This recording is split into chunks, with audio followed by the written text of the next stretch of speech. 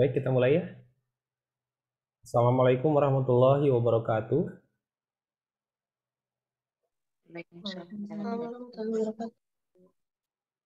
Ya, kita akan lanjutkan materi kuliah kita. Untuk hari ini kita akan eh, masuk dulu ke konsep ya.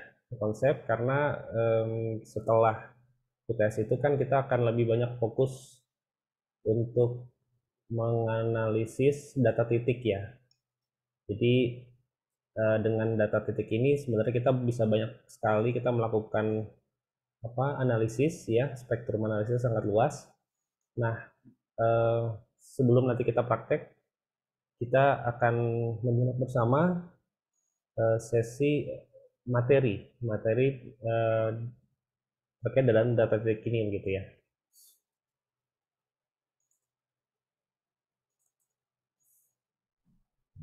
Sudah kelihatan ya? Ya.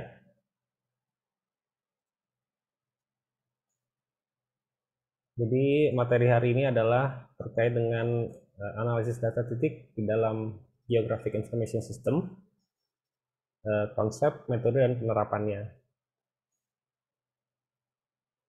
Jadi istilah spasial epidemiologi ya, jadi dulu itu ada dua ada dua apa namanya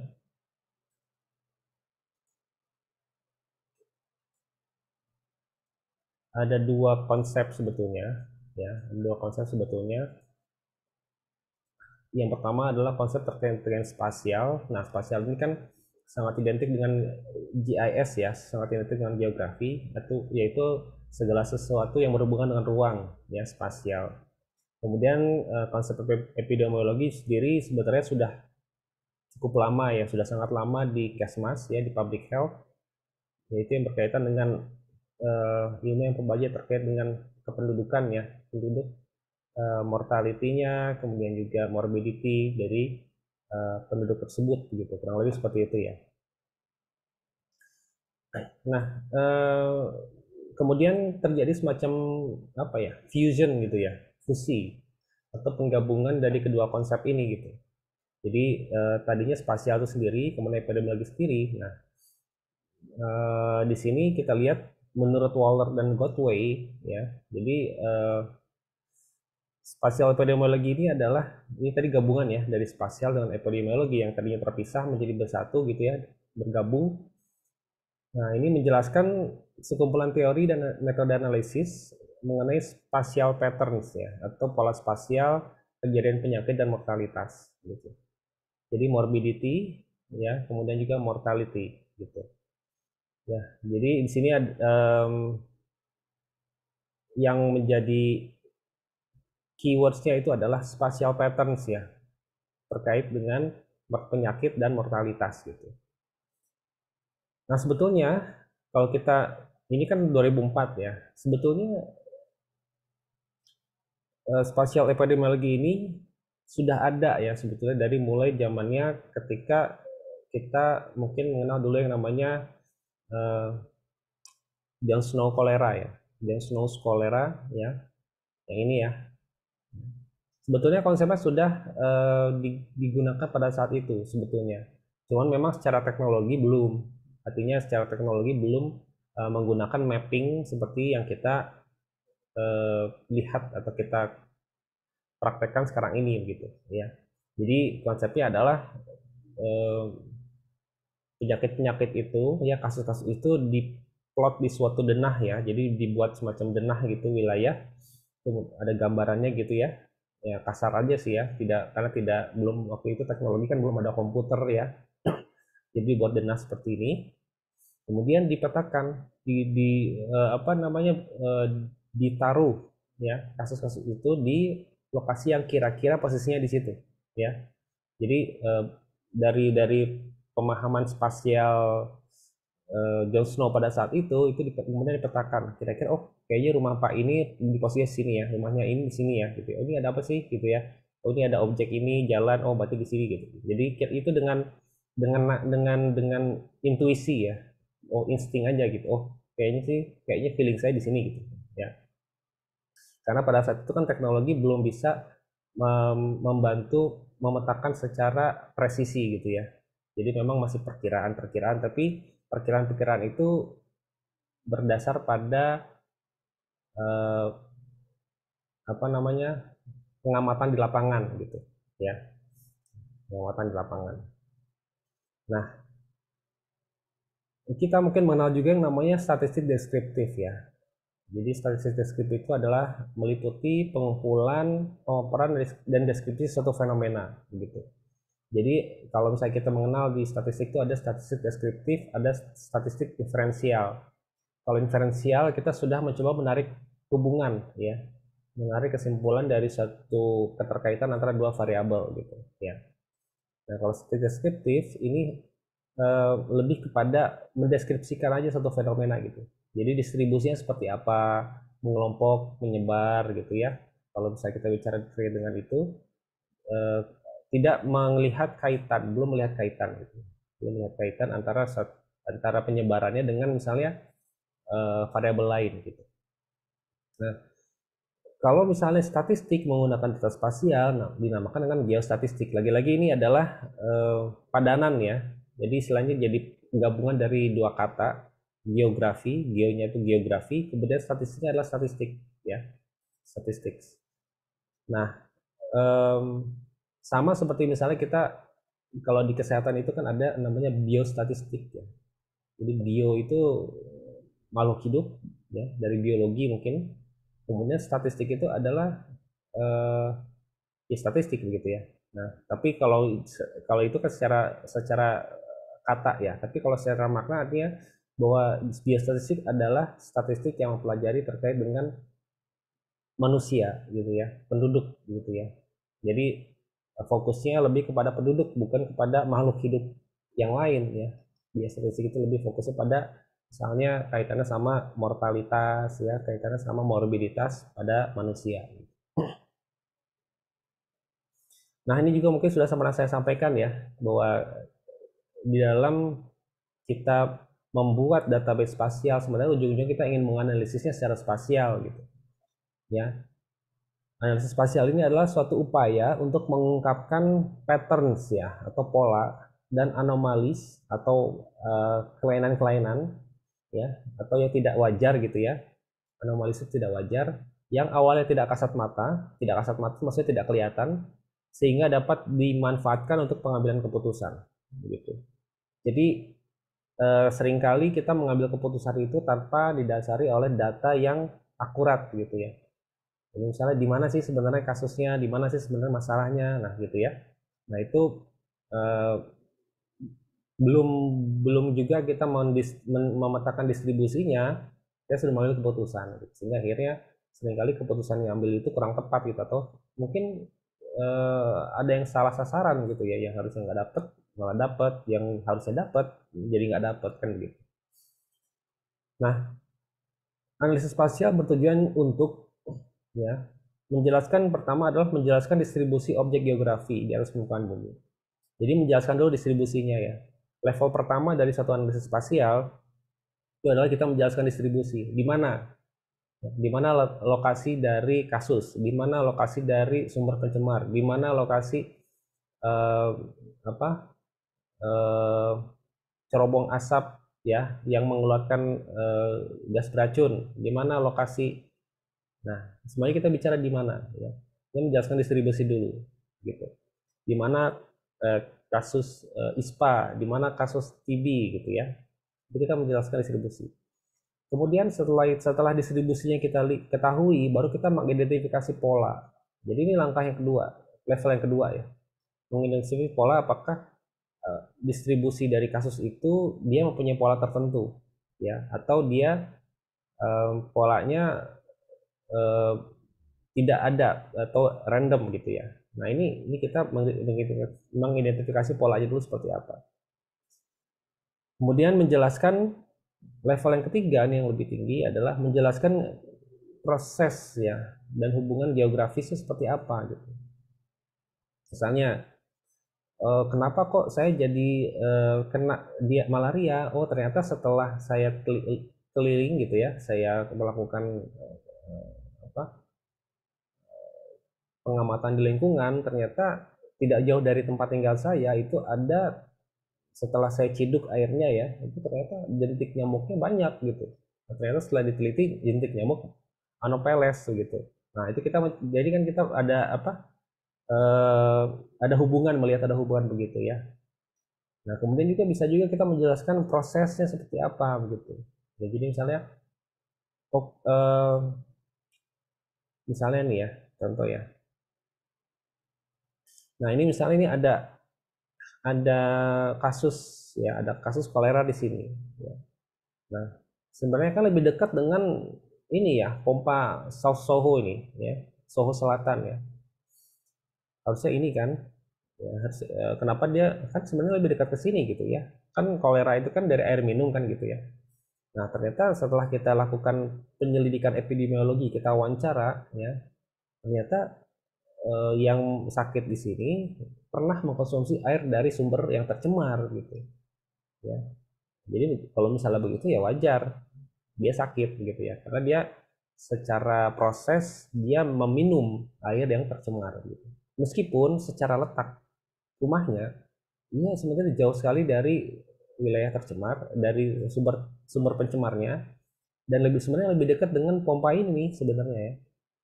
Tapi karena tadi ada proses tadi di mana dia meminum air yang tercemar dari sini, maka dia sakit gitu. Nah ini kita bisa menjelaskan juga ya anomalisnya, ini anomali dengan kita melakukan tadi, tindak lanjutnya adalah penyelidikan epidemiologi. Ya. Nah, ini pernah saya sampaikan juga ya terkait dengan relational database, bagaimana kita membangun database dari beberapa tabel ya, dari beberapa sumber data yang berbeda ya.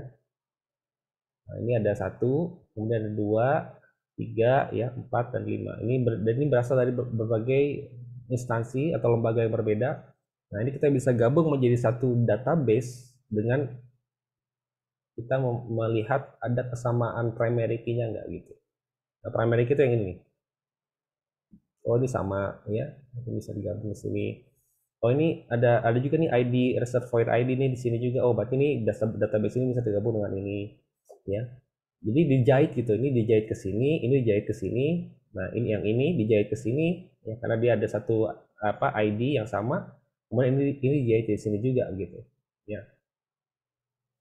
Nah, dengan jadi bisa aja ini sebenarnya nggak kenal sama ini, ya, database ini nggak kenal sama ini, atau tidak ada hubungannya sama dengan tapi dengan kita menyusunnya, menjahit satu tambah lagi, satu lagi tambah lagi, maka akan bisa jadi tersambung menjadi satu kain gitu, ya. Ini akan tersambung juga gitu, ya, dengan database ini. Karena apa? Karena ada penghubungnya dari database yang sebelumnya ini, gitu ya. Oke, nah di sini ada satu aturan ya di dalam geografi itu, bahwa segala sesuatu yang segala sesuatu itu berhubungan, saling berhubungan. Ya, saya misalnya, apakah saya ada hubungannya dengan eh, apakah saya ada hubungannya dengan apa, perekonomian rakyat misalnya gitu ya. Ternyata ada, tapi jauh. Hubungannya apa? Ya karena saya belanja di pasar, dengan belanja di pasar maka penjualnya, UMKM-nya itu dia dapat income, pemasukan ya. Kemudian petaninya juga dari situ juga dapat pemasukan gitu ya. Eh, Distributornya juga dapat gitu ya. Nah, jadi secara nggak langsung ketika saya membeli di pasar ya, atau di atau di eh, tukang sayur keliling, itu sebenarnya saya sedang membantu perekonomian rakyat gitu ya. Nah, itu jauh banget ya, ya sebenarnya. Tapi sebenarnya semua itu saling berhubungan, entah itu jauh atau dekat gitu ya. Tapi benda-benda yang dekat itu lebih terhubung dibandingkan dengan benda yang jauh gitu. Jadi tadi kan konteksnya ke ekonomi ya, bagaimana kok saya bisa mempengaruhi, saya bisa berkontribusi ke ekonomi nasional misalnya gitu ya. Nah, tapi kalau dalam konteks kita bicara misalnya pencemaran ya, tentu eh, orang-orang atau rumah-rumah yang dekat dengan pabrik semen, ya, tentu akan menghirup udara atau akan menghirup udara yang di dalamnya itu ada particulate matter ya, PM2,5 begitu, atau PM10 ya, yang debu dari pabrik semen itu yang dikeluarkan ya, itu lebih banyak. Dan dia akan menghirup itu lebih banyak dibandingkan dengan mereka yang tinggalnya jauh dari pabrik semen gitu. Berarti dia dia lebih apa namanya, lebih terhubung ya, lebih terdampak ya dibandingkan dengan yang tinggalnya jauh dari pabrik semen tersebut kan gitu. Ya, jadi konteksnya bahwa semua itu terkait ya, tapi yang lebih dekat tinggalnya lokasinya dari misalnya tadi pabrik semen tadi, maka dia lebih terdampak daripada mereka yang tinggal jauh. Begitu kira-kira maksudnya. Nah, di sini juga ada konsep distance decay ya. Jadi distance decay ini adalah decay itu kan artinya pembusukan ya atau penurunan gitu ya. Jadi seiring dengan jarak akan menurun gitu ya.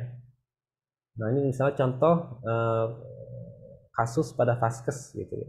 Atau contoh contoh kasus vaskes gitu ya. Jadi pada vaskes ini misalnya kalau kita lihat sini nih ada grafik ya, ada grafik garis. Ini semakin ke sana semakin jauh. Kemudian ini adalah jumlah eh, individu yang kemungkinan ya, probability, peluang seorang individu untuk melakukan kunjungan ke vaskes. Provider itu adalah vaskes ya. Provider itu kan penyedia layanan kesehatan. Nah, kalau kita lihat ini di sini ya, semakin jauh jaraknya itu maka orang semakin probability atau kemungkinan orang untuk berobat itu semakin kecil. Karena apa? Karena kan semakin jaraknya ya semakin jaraknya menjauh ya, membesar gitu, maka waktu yang dibutuhkan juga semakin banyak ya, semakin lama begitu ya untuk kita mencapai lokasi itu. Kemudian kalau misalnya jaraknya semakin jauh juga, maka biaya yang dikeluarkan juga dan upaya yang dikeluarkan akan semakin besar kan gitu. Ya. Untuk konteks ini di wilayah Jabodetabek saya rasa relatif tidak terlalu kelihatan seperti ini ya. Tapi kalau kita bicara ke daerah ya, yang mana misalnya jarak puskesmas itu bisa 10 kilo ya, 15 kilo misalnya gitu ya, kayak memang dia di pelosok begitu. Nah, tentu semakin jauh jaraknya semakin besar, semakin lama waktu tempuhnya, kemudian semakin besar biaya dan upaya dia untuk datang ke sana. Nah, karena ini semakin besar, maka akhirnya dia menjadi enggan gitu. Aduh, jaraknya jauh, udah deh nggak usah ke puskesmas deh gitu. Dah di rumah aja berobatnya gitu, atau dipakai obat-obatan tradisional yang ada sekitar rumah misalnya gitu. Sehingga akhirnya dia enggan untuk melakukan pengobatan gitu. Sehingga otomatis utilisasinya rendah gitu ya. Jadi kalau misalnya dia jaraknya meningkat, maka utilisasi dari vaskesnya akan menurun gitu ya. Jadi akan sedikit yang berkunjung, sedikit yang memanfaatkan vaskes tersebut untuk kaitannya sama pengobatan gitu. Ya. Nah, tapi di sini ada menariknya adalah kalau misalnya yang ini adalah penyakit hipertensi, ya, kemudian yang ini adalah penyakit common cold ya, atau flu biasa gitu ya, demam gitu, demam biasa gitu. Maka yang kecenderungannya adalah yang hipertensi ini dia akan menurun, tapi dia akan tetap tinggi sebenarnya probability-nya. Karena dia adalah penyakit yang spesifik begitu. Kalau flu biasa, flu pada umumnya itu kan orang relatif ini kan flu biasa nih, tapi juga sembuh, tidurin aja gitu ya. Atau minum air hangat kita juga sembuh gitu. Jadi akhirnya dia tidak tidak apa? Di penurunannya sangat curam dan cepat gitu ya. Ya, sampai mungkin ini pada mendekati nol ya probability-nya ya, karena menganggap bahwa itu penyakit biasa gitu. Ya. Nah, kesimpulannya berarti sini adalah semakin bertambah jarak, maka semakin berkurang kemampuan, ability, dan keinginan, willingness bagi seseorang untuk pergi ke fasilitas kesehatan. Ya, ya dengan alasan tadi ya, kan semakin jauh, semakin biayanya semakin besar, waktunya semakin lama, dan juga upayanya juga mungkin harus effort ya lebih gitu ya. apalagi kalau misalnya di daerah-daerah yang transportasinya minim gitu ya. Nah itu harus apa namanya, harus upayanya lebih besar lagi gitu. Nah, mobilitas penduduk kaitannya dengan pelayanan kesehatan juga dibatasi oleh karakteristik sosiodemografi, karakteristik demografi dan sosioekonomi. Misalnya juga pendapatan ya, pendapatannya tinggi ya relatif dia karena mungkin bisa mengcover biayanya ya, dia bisa tetap datang ke vaskes begitu ya. Tapi kalau yang pendapatannya rendah, yang misalnya cukup untuk uang yang ada itu misalnya hanya cukup untuk makan sehari-hari, ya tentu mereka juga akan mengesampingkan ya pengobatan gitu. Mereka akan lebih fokus ke memenuhi kebutuhan primer, misalnya makan untuk sehari-hari gitu. Kemudian juga jenis pekerjaan. Nah, jenis pekerjaan juga ada jenis pekerjaan tertentu yang memang tidak memungkinkan gitu ya. Misalnya kayak setiap hari dia harus kerja, kalau nggak kerja hari ini maka dia tidak bisa makan hari ini gitu ya. Jadi dia kerja untuk makan hari ini gitu ya. Jadi kalau misalnya dia hari ini tidak kerja untuk dia berobat misalnya gitu, maka dia kehilangan peluang untuk mendapatkan uang pada hari ini, gitu ya, mendapatkan penghasilan pada hari ini. Ya. Ini orang-orang yang kerjanya harian. Kalau misalnya orang-orang yang kerjanya misalnya kantoran, mereka dapat gaji, ya kan mereka bisa izin sehari untuk berobat, gaji mereka tetap dapat kan di akhir bulan gitu.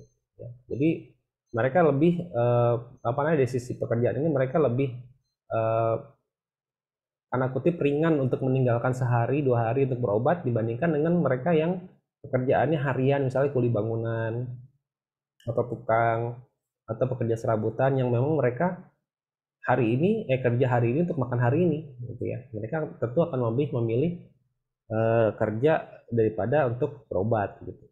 Sehingga akhirnya mereka bekerja dalam kondisi kurang sehat ya, dipaksakan gitu ya. Jadi memang eh, dilematis bagi mereka ya. Dan itu makanya butuh perhatian khusus dari pemerintah bagaimana supaya yang, yang mereka tetap bisa mengakses kesehatan ya, tapi juga bisa tetap bekerja. Nah, kemudian juga usia ya.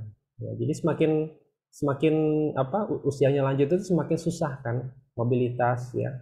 Jadi misalnya kalau kita masih punya kakek ya, eh, tentu kakek nenek kita itu terkait dengan kesehatan ya perlu kita antar kan begitu, nggak sulit bagi beliau-beliau itu untuk datang sendiri kan begitu. Jadi perlu dibantu ya, sehingga eh, yang semakin lanjut usia itu semakin kalau misal tidak ada yang mengantar berarti tidak bisa ya, kesulitan untuk datang ke vaskes kan begitu dengan tenaganya sendiri ya, kesulitan gitu karena mungkin kondisi penyakitnya menyebabkan lemah badannya.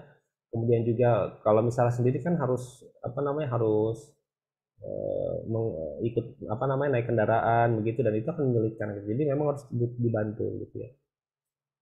Begitupun juga kalau misalnya ada yang sakit tuh bayi kan, nggak mungkin ya kalau misalnya ini ya, makanya ada yang mengantar gitu ya. Jadi memang usia juga mempengaruhi bagaimana mobilitas dari penduduk itu ke vaskes kaitannya dengan pengobatan terhadap penyakitnya begitu. Nah, berikutnya adalah jenis kelamin.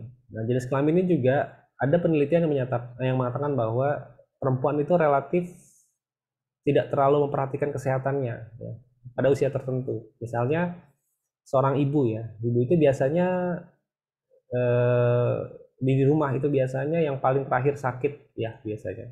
Kenapa? Karena ketika misalnya anaknya sakit dirawat gitu ya, atau mungkin dibawa ke dokter gitu.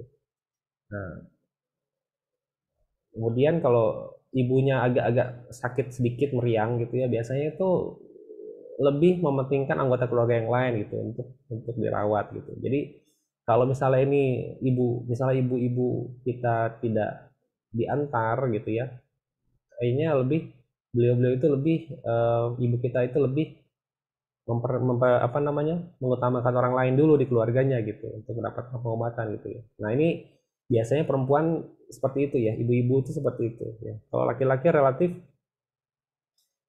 bisa, meski misalnya sakit bisa berangkat sendiri gitu ya, naik mobil nyetir gitu ya, ke rumah sakit atau ke klinik gitu ya. Tapi kalau ibu-ibu biasanya ada apa ya, keengganan gitu ya, eh, lebih lebih mengutamakan untuk yang lain dulu deh gitu, baru nanti saya aja terakhir gitu. Biasanya kan ibu-ibu kayak gitu ya. Nah ini harus, sebenarnya ini mempengaruhi juga mobilitas penduduk ya, untuk berobat ke vaskes ketika sakit. Nah, kalau kita melihat eh, jarak dari insiden kolera dari sumber tercemar, ini kita bisa melihat jaraknya gitu ya. Apakah semakin jauh itu semakin sedikit atau semakin banyak gitu ya. Nah, kalau di sini kan dilihat bahwa semakin dekat itu semakin banyak ya. Jadi kalau kita lihat terhadap dari luasan lingkarannya ini, maka yang semakin dari dekat, apa namanya, yang paling dekat dengan sumber pencemar itu dia semakin banyak kan gitu ya. Bisa juga seperti ini. Nah, bisa juga kita melihat secara luasan ya, wilayah yang terjangkit itu ternyata kalau kita lihat di sini ya, ini memanjang ke kanan ya, ke kanan itu maksudnya ke timur, kemudian ke kiri, ke barat gitu, dan ke atas nih, ke utara gitu. Tapi kalau ke selatan ini relatif nggak terlalu banyak nih, ya nggak terlalu banyak penyebaran ke selatan gitu. Nah di sini kita bisa menganalisis juga untuk misalnya difusi penyakitnya itu sebenarnya arahnya kemana sih, ya. Oh ternyata dia lebih ke timur ke sini, kemudian lebih ke barat gitu. Kalau ke selatan relatif tidak terlalu banyak penyebarannya gitu. Ya ini kita bisa analisis juga ya, di dalam satu wilayah itu luasan wilayah terjangkit itu berapa. Nah, untuk praktikum kita nanti kita akan belajar beberapa metode ya di dalam pengolahan data spasial. Ada 4 ya, ada 4 metode yang akan kita praktekkan. Yang pertama adalah mean coordinates, kemudian kita membuat buffer. Nah, buffer ini nanti kita akan belajar juga gimana caranya untuk mengubah dia ke dalam UTM. UTM itu apa? Nah, nanti kita akan lihat di slide berikutnya ya. Nah, kemudian kita menghitung meter, ya jarak meternya. Kemudian di sini juga ada distance matrix. Ya, sama ini juga kita akan nanti konversi ke UTM. Kemudian kita akan hitung meternya berapa. Jarak satuan meternya berapa. Kemudian berikutnya adalah spider diagram. Ya. Nah, spider diagram itu kira-kira seperti ini. Ya. Jadi ini misalnya ada puskesmas ya. Ini ada puskesmas. Sorry. Ini ada kasus ya, ada kasus gitu, ada kasus COVID misalnya gitu. Nah, kemudian FKTP atau fasilitas kesehatan tingkat pertamanya ini adalah puskesmas ini, ya. Jadi yang tinggal di dekat itu dia berangkat ke sini, ya, dirujuk. Nah, kemudian dari puskesmas ini merujuk lagi pasiennya ke FKRTL atau fasilitas kesehatan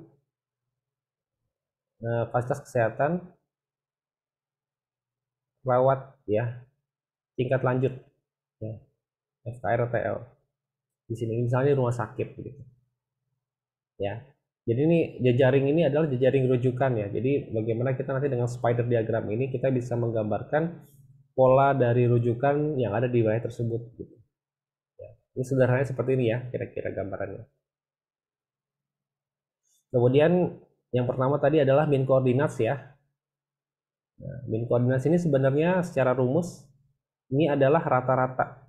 Ya. Ini rata-rata koordinat X, kemudian rata-rata koordinat Y, kemudian dibagi dengan, jadi ini koordinat X-nya ditambahkan ya. Jadi kalau misalnya ada 5 koordinat X, ada 5 titik, berarti 5 titik itu kita tambahkan semua nilai X-nya, kemudian tambahkan nilai Y-nya, ya, kemudian dibagi dengan 5. Jadi N-nya adalah 5 titik tadi gitu. Ya. Sehingga didapatkanlah titik tengahnya itu di sini. Gitu ya. Jadi meskipun sebenarnya kita prosesnya adalah mean, tapi sebenarnya kita mencari titik tengah. Titik tengah di sini bukan median ya. Kalau dalam statistik kan titik tengah median ya. Kalau di sini adalah sebenarnya titik tengah itu adalah lokasi tengah. Jadi betul-betul di tengah lokasi. Jadi di wilayah ini ya, yang tengah-tengah itu di mana sih? Dihitung dari titik-titik ini. Ya. Nah, titik tengahnya itu di sini misalnya. Nah, ada beberapa penerapan ya terkait dengan mean koordinat ini adalah pertama, nah bisa kita petakan jarak dan arah penyebaran penyakit ya. apakah penyakitnya polanya adalah siklus atau non siklus gitu. Jadi bisa contoh ini. Jadi misalnya di tahun 2010 ya, 2010 kita membuat ini ada titik 2010 ya penyakitnya. Kemudian kita buat min koordinatnya di sini. Kemudian 2011 yang segitiga ini, kemudian dapat min koordinatnya di sini. 2012 misalnya gitu ya. Ini kemudian min koordinatnya di sini. Nah, di sini kita bisa melihat bahwa pola penyebaran penyakitnya itu mengarah ke tenggara, ya, mengarah ke timur atau agak sedikit tenggara gitu ya, seperti ini, gitu ya, ke sini ke arah sini, dengan jarak sekian. Nanti kita bisa hitung nih jarak meternya ya, berapa gitu dari antar titik ini. Gitu. Ya, nah syaratnya adalah untuk bisa menghasilkan ini adalah pertama dibutuhkan data yang bersifat time series, ya. Jadi minimal ada data 3 tahun gitu. Sehingga nanti kita bisa, kalau 2 tahun saya rasa belum ketemu polanya gitu ya. Jadi minimal ada data 2010, 2011, 2012 gitu. Jadi eh, belum ada, saya rasa belum ada penelitian baik itu skripsi ataupun tesis disertasi yang menggambarkan bagaimana pergerakan atau bagaimana pergerakan satu penyakit ya di satu wilayah dari tahun ke tahun gitu. Jadi belum ada yang mana misalnya bagaimana sih pola distribusi atau pola penyebaran pola pergerakan penyakit DBD di Ciputat Timur misalnya gitu. Itu belum ada tuh yang meneliti selama beberapa tahun gitu. Yang ada tuh hanya meneliti dalam 1 tahun. Gitu. Jadi ini yang apa namanya sebetulnya sesuatu yang baru. Kemudian juga kita bisa menempatkan fasilitas kesehatan yang paling strategis. Nah, ini contohnya seperti ini. Ya, jadi misalnya ini ada kejadian malaria, ya. Kemudian kita ingin menempatkan lokasi posko yang paling strategis. Tentu strategis itu adalah yang paling apa? Kalau diletakkan di sini maka dia adalah di tengah-tengah. Artinya tidak menyulitkan, dari sini dia dekat ya, relatif dekat ya. Dan juga misalnya dekat dengan memperhitungkan semua titik ini gitu. Jadi mempertimbangkan semua titik ini, kemudian kita menempatkannya titik lokasinya di sini gitu. Titik poskonya gitu ya. Nah, kalau misalnya saya titik posko ditaruh di sini misalnya ya, tentu yang ini kan jauh sekali ya. Kalau misalnya saya tempatkan di sini nih ya. Ini berarti ini kenapa saya tempatkan di sini? Oh, ini jalan raya utama gitu ya. Di sini ada jalan raya utama nih yang menghubung. Tapi ini jauh sekali nih dari ke sini kan gitu. Nah, kurang strategis ya kalau saya tempatkan poskonya di sini, maka saya coba cari tempat yang di tengah-tengah gitu. Nah, di tengah-tengah itu saya gunakan min koordinat untuk menghitung kira-kira titik tengah itu di mana. Ya, setelah mempertimbangkan seluruh titik kasus malaria ini, didapatkanlah titik tengahnya ada di sini. Gitu ya. Oke. Nah, berikutnya adalah buffer. Nah, buffer ini adalah satu wilayah lingkaran yang terbentuk mengelilingi satu objek di atas permukaan bumi. Nah, pada jarak tertentu dari titik pusat objek tersebut. Nah, ini ya. Jadi ada satu titik pusatnya di sini, kemudian dibuat buffer sekian jaraknya, ya, sekian meter misalnya gitu. Nah, ini akan dibuat lingkaran, ya, dimana ini ada jari-jarinya. Kalau jari-jari kan berarti ini jaraknya sama ya, jari-jarinya gitu. Nah, ini adalah penerapannya. Mungkin saya pernah sampaikan juga ya. Ini adalah penerapan dari kita membuat buffer. Jadi di sini ada radius jarak ya. Jadi dari titik penunjukan vektor ini ditarik jarak 500 meter. Ini ada lingkarannya 500 meter. Kemudian ditarik lagi 1000 meter, 1500. Jadi ini adalah kelipatan 500 ya. Kelihatan di sini bahwa jarak 500 itu adalah yang paling banyak kasusnya begitu. Jarak 500 ini ya. Sedangkan ini ada penduduk juga di sini ya. Di sini ada penduduk nih, di sini ada penduduk, tapi di sini nggak terlalu banyak gitu. Di sini juga nggak, bahkan di sini nggak ada gitu. Ini ada 1 2 ya, nggak banyak gitu. Tapi di sini kelihatan yang jaraknya dekat itu dia banyak gitu ya kasusnya gitu. Jadi penerapannya adalah untuk penerapan dari buffer ini adalah untuk menggambarkan secara teoretis wilayah jangkauan. Misalnya jangkauan pelayanan puskesmas ya, jangkauan terbang nyamuk dari tempat penunjukan vektor dan lain-lain. Ya. Tapi ya catatannya nih, sebelum melakukan proses buffer kita harus mengubah shapefile titik penunjukan vektor tadi itu ke dalam satuan atau sistem koordinat universal transverse Mercator. Ya, ini supaya metrik ya. Ya. Jadi besaran jarak yang digunakan dalam pembuatan buffer harus berdasarkan literatur. Jadi tadi radiusnya berapa? 500. Oh, 500 ini harus ada dasarnya nih. Ya. Misalnya dasarnya rata-rata jarak terbang maksimal nyamuk itu ya 500 meter. Ya, kalau misalnya dalam kondisi yang tidak berangin gitu ya. Kalau misalnya ada angin, hembusan angin dari daerah sini ke sini, tentu jaraknya akan semakin jauh. Tapi kalau rata-rata sekitar 500 meter gitu. Nah, ini ada literaturnya gitu. Ya. Ada literaturnya. Jadi bukan kita mengira sendiri ya, tapi ada literaturnya.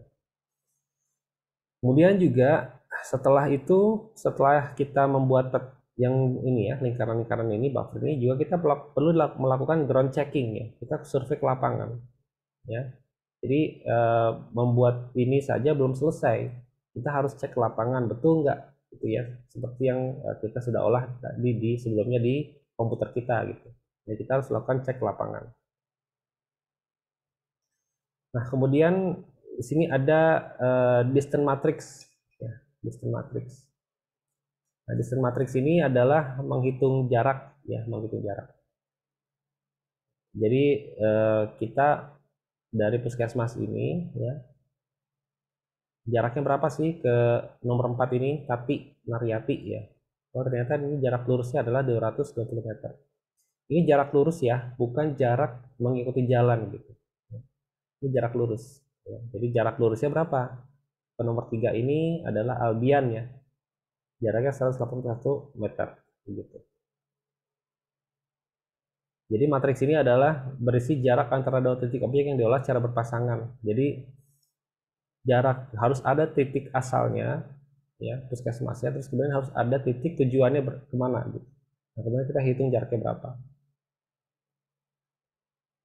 Ya. Jadi caranya seperti ini ya. Jadi harus penerapannya adalah untuk misalnya untuk menghitung jarak rumah penderita DBD ke puskesmas, ya jarak rumah misalnya penderita malaria ke tempat penelitian vektor, ya, dan seterusnya gitu. Nah, data spasial koordinat itu adalah data numerik, ya. Data numerik artinya apa? Artinya kita bisa menghitung jarak dengan kita mengetahui koordinatnya, ya. Jadi kalau misalnya kita ada dua titik, ya, misalnya contoh ini kan ada koordinatnya ya, ini juga ada koordinatnya. Nah, antara dua titik koordinat ini bisa dihitung jaraknya berapa, gitu. Artinya data spasial itu adalah data numerik, ya, bukan data kategorik. Kalau data numerik berarti bahwa data itu bisa dihitung secara matematis, ya, antara dua titik ini itu bisa dihitung, bisa dipertanggungjawabkan secara matematis jarak antara dua titik ini gitu, ya. Jadi absolut ya, jadi betul-betul absolut, tidak kira-kira, tidak tidak asumsi, tapi ini sudah absolut gitu, ya. Oke, seperti itu ya. Jadi data spasial itu adalah data numerik ya, bukan data kategorik, dan bisa dipertanggungjawabkan secara matematis. Nah, sama ya, distance matrix ini sama seperti buffer juga, dia harus, karena dia satuannya meter, ini satuannya meter ya, maka kita harus mengubah sistem koordinatnya itu menjadi universal transverse Mercator. Selama ini kan kita menggunakan yang 106 derajat ya, minus 6 itu adalah satuan atau sistem koordinat menggunakan sistem koordinatnya decimal degree atau satuan derajat gitu. Nah, untuk kita bisa menghitung jarak dalam satuan meter, maka ini kita harus konversi dulu nih dari DD ke Universal Transverse Mercator.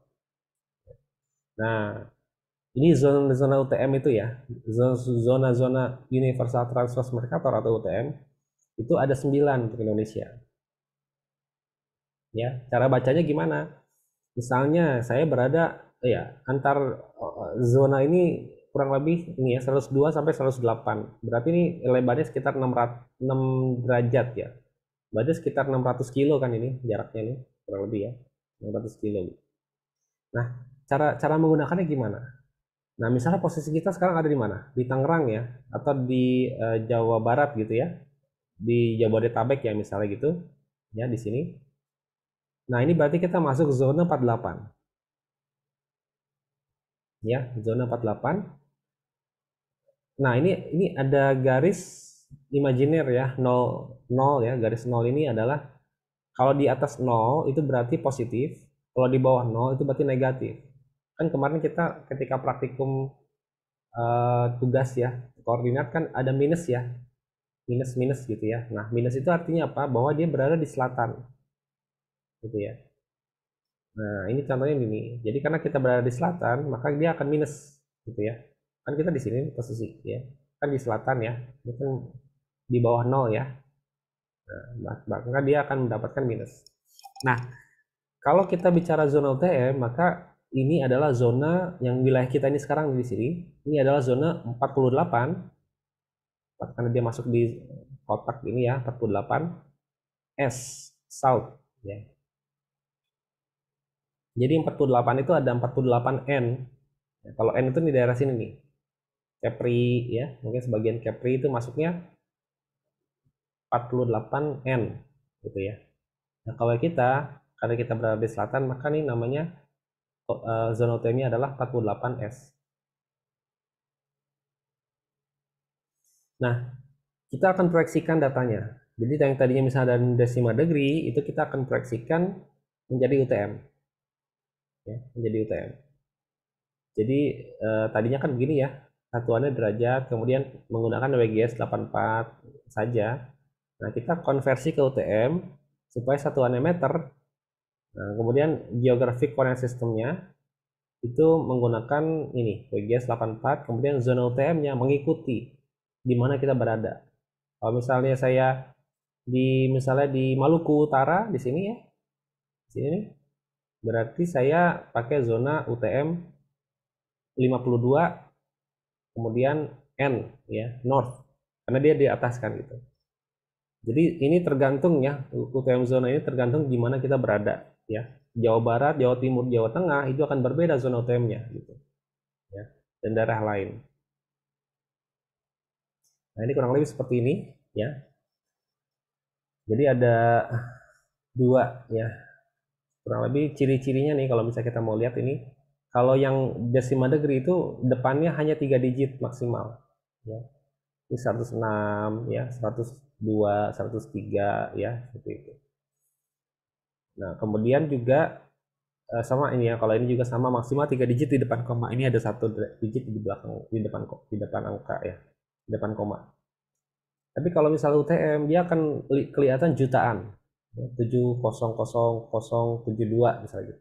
Kemudian 93 ya, itu jutaan ya. Karena dia satuannya kan meter gitu.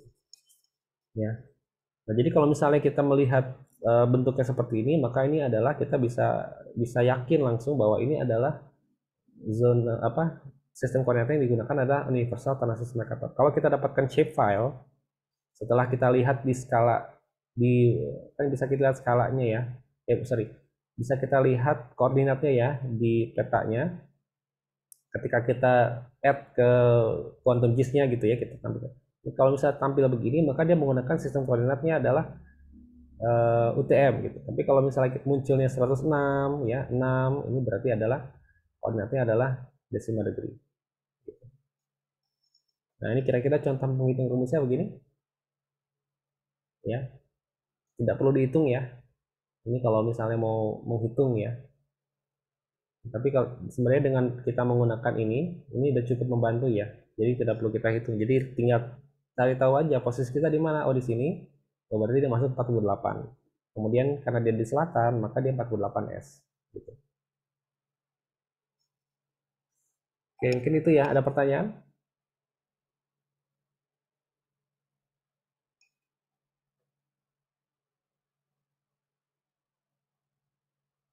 Boleh bertanya yang lain ya. Kalau misalnya mungkin tidak ada pertanyaan di materi ini, mungkin mau menanyakan yang lain juga boleh.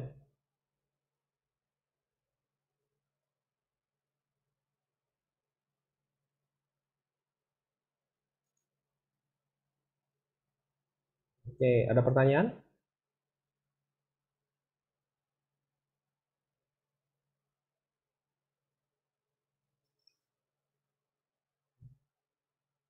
Nggak ada pertanyaan?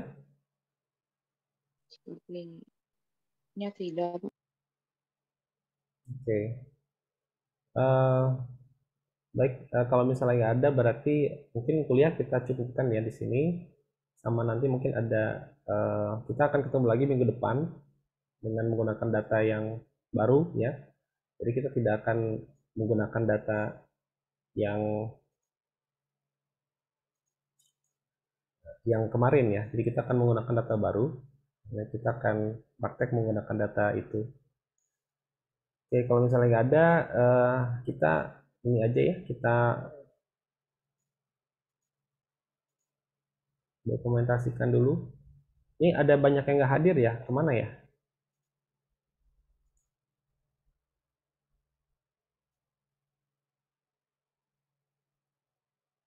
39 orang kan ya? Ada lebih dari Iya, 10 Pak. orang yang nggak hadir.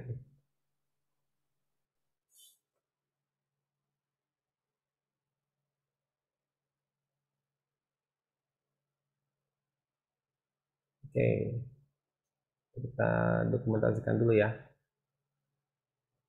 Nah, semoga teman-teman masih tetap semangat ya. Jadi kita masih ada paruh kedua di dalam perkuliahan kita. Jadi masih banyak materi yang akan disampaikan ya. Mohon untuk bisa fokus ya, supaya nanti UASnya bisa dengan lancar gitu. Ya. Oke, saya langsung ya. 1, 2, 3. Oke, itu aja dari saya ya. Terima kasih. Agak cepat ya karena memang materinya nggak terlalu banyak, masih teori. Nanti kita akan mungkin di pekan depan akan diinfokan terkait dengan tugas jurnal ya, yang bisa dicicil dari sekarang.